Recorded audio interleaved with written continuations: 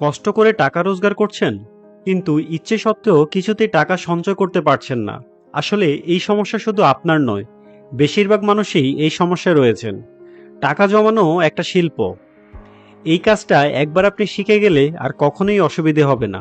কিন্তু আপনি যদি এটা শিখতে না পারেন, তাহলে টাকা রোজগার তো অনেক করবেন, কিন্তু দিন শেষে আপনার হাত থাকবে শূন্য। বড় কোনো বিপদ আসলে তখন অন্যের কাছ থেকে ধার করতে হবে, কিংবা ব্যাংক থেকে লোন নিতে হবে। টাকা জমানোর এই কঠিন কাজটি সহজ করতে পৃথিবীতে আবিষ্কৃত হয়েছে নানা তত্ত্ব এবং উপায়। এই ভিডিওতে আপনাদের টাকা জমানোর এমন একটি সহজ পদ্ধতি শেখাবো, যেখানে মাত্র 2 টাকা থেকে জমানো শুরু করলে 316 দিনে আপনি লাখপতি, আর 365 দিন অর্থাৎ 1 বছরে আপনি 1,33,590 টাকার মালিক হতে পারবেন। তাহলে চলুন দেখে নেই কিভাবে। তার জন্য আপনাকে যে কোনো একটা তারিখ বেছে নিতে হবে। আপনি চাইলে বছরের যে কোনো দিন থেকেই এই কাজটি শুরু করতে পারেন। তবে যেদিন থেকে শুরু করবেন সেদিন থেকে আপনাকে 365 দিনের হিসাব ঠিকভাবে রাখতে হবে।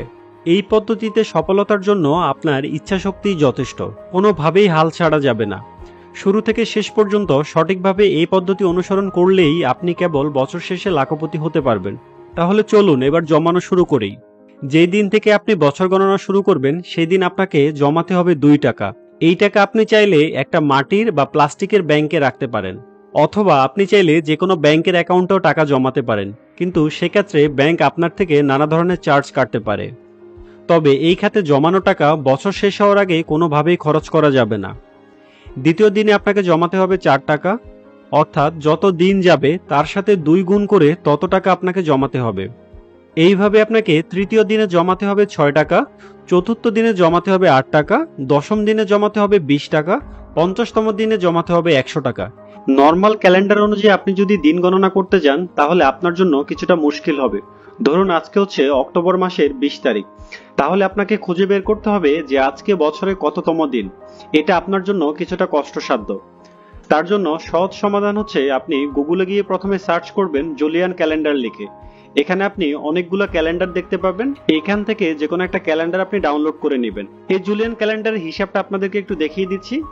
প্রথমে আপনি বাম পাশে যেটা দেখতে পাচ্ছেন সেটা হচ্ছে 1 থেকে 31, যেটা প্রত্যেকটা মাসের দিন আমরা বলে থাকি, এবং উপরে দেখতে পাচ্ছেন জানুয়ারি থেকে ডিসেম্বর পর্যন্ত মাস। আজকে অক্টোবর মাসের 20 তারিখ, সেটা আমরা যদি বের করতে চাই তাহলে দেখেন এখানে 20 সমান এবং অক্টোবর মাসের বিন্দুটা যেখানে মিলিত হয়েছে সেটা হচ্ছে 293-তে, অর্থাৎ আজকে হচ্ছে বছরের 293তম দিন।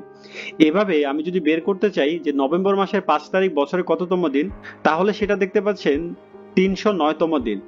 সো এইভাবে জুলিয়ান ক্যালেন্ডারের সাহায্যে আপনার দিন গণনাটা অনেক সহজ হয়ে যাবে। আপনি এটা মোবাইলে ডাউনলোড করেও রাখতে পারেন। চলুন আমরা আবার টাকা জমানোতে ফিরে যাই। 50তম দিনে আপনার জমা হবে 100 টাকা, 100তম দিনে জমা হবে 200 টাকা, আর 200তম দিনে জমা হবে 400 টাকা, এবং 365তম দিনে আপনাকে জমাতে হবে 730 টাকা। কি টাকার পরিমাণ খুব কম মনে হচ্ছে? তাহলে চলুন এবার এই পদ্ধতির ম্যাজিকটা একটু দেখে আসি। প্রথম 7 দিনে আপনি যে টাকাটা জমাবেন সেটা যোগ করলে মোট হবে 56 টাকা, এবং পরবর্তী 30 দিনের টাকাটা যদি আপনি যোগ করেন তাহলে হবে টোটাল 930 টাকা। এভাবে আপনার 100তম দিনে মোট জমা হবে 10,100 টাকা, 300তম দিনে জমা হবে 90,300 টাকা। আপনি লাখপতি হওয়ার খুব কাছাকাছি চলে এসেছেন। এভাবে যদি আপনি জমাতে থাকেন তাহলে 316তম দিনে আপনার জমা হবে 1,172 টাকা। কংগ্রেচুলেশন, আপনি 316 দিনে লাখপতি হয়ে গেছেন। এবং 365তম দিনে গিয়ে আপনার মোট জমা হবে 1,33,590 টাকা। সো দেখতে পাচ্ছেন কিভাবে মাত্র 2 টাকা থেকে জমানো শুরু করে আপনি 1 বছরে 1,33,590 টাকার মালিক হতে পারেন। কি ব্যাপারটি খুব সহজ মনে হচ্ছে? তাহলে চলুন এবারের কঠিন দিকটা একটু দেখে আসি। মাত্র 2 টাকা দিয়ে জমানো শুরু করা গেলেও প্রতিদিনের অঙ্কটা বাড়তে থাকবে, কারণ এই পদ্ধতিটি দৈনিক হিসেবেই করা হয়েছে।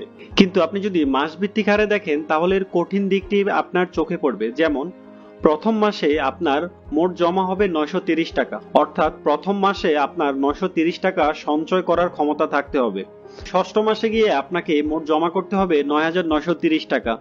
এইভাবে সব শেষ মাসে আপনাকে মোট জমা করতে হবে 21,700 টাকা, অর্থাৎ আপনার প্রতি মাসে যে ইনকাম হয় সকল খরচ বাদ দিয়ে আপনাকে সর্বোচ্চ 21,700 টাকা সঞ্চয় করার ক্ষমতা আপনার থাকতে হবে। তাহলেই মাত্র এই পদ্ধতিতে আপনি টাকা জমিয়ে সফলতা লাভ করতে পারবেন। কিন্তু আমি একটা কথা বলতে চাই, সেটা হচ্ছে যদি 2 টাকা থেকে আপনার সঞ্চয় করা সম্ভব না হয়, আপনি প্রয়োজনে 1 টাকা থেকে সঞ্চয় করুন। যদি তাও সম্ভব না হয় তাহলে আপনি 50 পয়সা থেকে জমানো শুরু করুন। তাও আপনি শুরু করুন, আপনার যতটুকু সম্ভব সেটা দিয়ে শুরু করুন। কারণ আপনি যদি একবার টাকা জমানো শুরু করেন তারপরে দেখবেন এটা আপনার অভ্যাসে পরিণত হয়েছে এবং এই কাজটা আপনার অনেক সহজ মনে হবে। এই ভিডিওর ডেসক্রিপশনে এবং আই বাটনে আমি একটা ভিডিওর লিংক দিয়ে রাখবো। ভিডিওটা হচ্ছে টাকা জমানোর 7টি কার্যকরী উপায়। এই ভিডিওতে দেখানো হয়েছে যে আপনি আপনার খরচ থেকে একটু একটু করে টাকা জমিয়ে কিভাবে আপনি আস্তে আস্তে আপনার সঞ্চয়টা বৃদ্ধি করতে পারবেন। এই ভিডিওটা আপনাদের অনেক কাজে আসবে। আমি ডেসক্রিপশনে লিংক দিয়ে দিব, আপনি সেখান থেকে দেখে নিতে পারবেন। এবার আসি, যাদের সামর্থ্য আছে তারা চাইলে 5 টাকা বা 10 টাকা দিয়েও শুরু করতে পারেন। যদি আপনি 5 টাকা দিয়ে শুরু করেন তাহলে 365 দিনে আপনার জমা হবে 3,33,575 টাকা। 5 টাকা দিয়ে শুরু করলে আপনার মাসিক 54,520 টাকা সঞ্চয় করার ক্ষমতা থাকতে হবে। আর যদি আপনি 10 টাকা দিয়ে শুরু করেন তাহলে 365 দিনে আপনার জমা হবে 6,67,950 টাকা। যদি আপনি 10 টাকা দিয়ে শুরু করতে চান তাহলে আপনার মাসিক সঞ্চয় করার ক্ষমতা থাকতে হবে সর্বোচ্চ 1,08,500 টাকা। এটার মানে হচ্ছে প্রথম দিকে আপনার যেহেতু টাকার পরিমাণটা কম লাগছে তাই আপনার সঞ্চয়ের ক্ষমতা কম হলে হচ্ছে, কিন্তু আস্তে আস্তে যত সময় বাড়বে আপনার সঞ্চয় করার ক্ষমতা তত আস্তে আস্তে বৃদ্ধি করতে হবে। আপনার খরচগুলো কমিয়ে কিন্তু আস্তে আস্তে আপনি চাইলে কিন্তু আপনার সঞ্চয়টা বৃদ্ধি করতে পারেন। সো এই ভিডিওটা যদি আপনার মনে হয় আপনার কোনো উপকারে এসেছে তাহলে ভিডিওতে অবশ্যই একটা লাইক করবেন আর চ্যানেলটা সাবস্ক্রাইব করে বেল আইকন অন করতে একদমই ভুলবেন না। তাহলে আমাদের নতুন নতুন ব্যাংকিং রিলেটেড ভিডিওগুলো সবার আগে আপনি দেখতে পাবেন। আর যদি আপনার কোনো কিছু জানার থাকে সেটা আমাকে কমেন্ট সেকশনে জানাতে পারেন। আপনি চাইলে এই ভিডিওটা আপনার পরিচিত লোকজনদের সাথে শেয়ার করে তাদেরকেও সঞ্চয় উদ্বুদ্ধ করতে পারেন। সো ভিডিওটা শেষ পর্যন্ত দেখার জন্য অসংখ্য ধন্যবাদ। ভালো থাকবেন, কথা হবে পরবর্তী নতুন আরেকটা ভিডিওতে।